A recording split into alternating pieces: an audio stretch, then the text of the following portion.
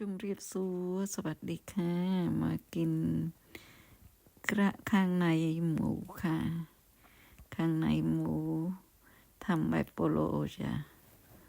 ก็ทำความสะอาดก็ใส่ล้างกับเกลือก็เอาทำสะอาดเหมือนข้างนอกเอาข้างนอกออกมีมันมีอะไรก็เอาออกให้หมดเอาออกเสร็จก็เอาล้างกับเกลือล้างกับเกลือก็ล้างกับน้ำส้มล้างกับน้ำส้มเสร็จก็เอาล้างมาใส่หม้อค่ะใส่หม้อก็ใส่เกลืออีกค่ะก็ต้มในเตอ20 นาที20 นาทีครึ่งชั่วโมง20 นาที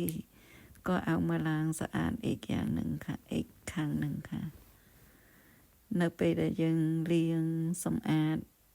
ពោះជ្រូកហ្នឹងគឺខាងក្រៅហ្នឹងមានស្រទាប់ខ្លាញ់ហើយយើងក៏បកស្រទាប់ខ្លាញ់ចេញអស់ទៅលាងវាស្អាតហើយក៏ត្រឡប់មកខាងក្នុងវិញត្រឡប់មកខាងក្នុងអស់ហើយគ្រប់អស់ហើយយើងក៏ច្បាច់ជាមួយនឹងអំបិលច្បាច់នឹងជាមួយអំបិលមកសន្ទុះហើយក៏ដាក់លាងទឹកសម្អាតចាលាងទឹកសម្អាតហើយដាក់ជាមួយនឹងទឹកខ្មេះចាលាងជាមួយនឹងទឹកខ្មេះទៀតលាងជាមួយទឹកខ្មេះមកសន្ទុះច្បាច់មកសន្ទុះទៅស្អាតហើយយើងលាងជាមួយនឹងទឹកទៀតលាងជាមួយនឹងទឹកហើយក៏ដាក់ចូលឆ្នាំង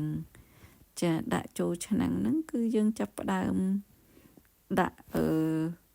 ពោះជ្រូកដែលយើងលាងហើយយើងដាក់ចូលឆ្នាំងហ្នឹងគឺយើងឲ្យវាពុះមិនបាច់ដាក់ទឹកទេគឺឲ្យវាពុះតែម្ដងឲ្យវាពុះហើយយើងចាប់ផ្ដើមកូរចាប់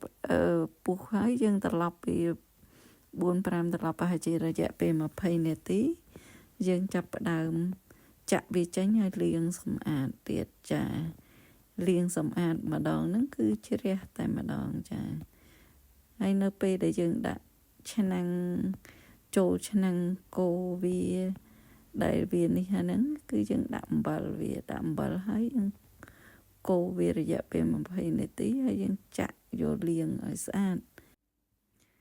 លាងវាស្អាតហើយខ្ញុំចាប់ផ្ដើមរំលីងស្ករអីខតែម្ដងចាលីងបែបខចាយើងស្ងោរផាក់លើចាគឺយើងរំលីងស្ករបែបខដើម្បីយកមកធ្វើជាផាក់លើចាផាក់លើនេះគឺខ្ញុំដាក់ទឹក1 កែវហើយរំងាស់វាទៅហើយវាចេញជាតិពីទឹក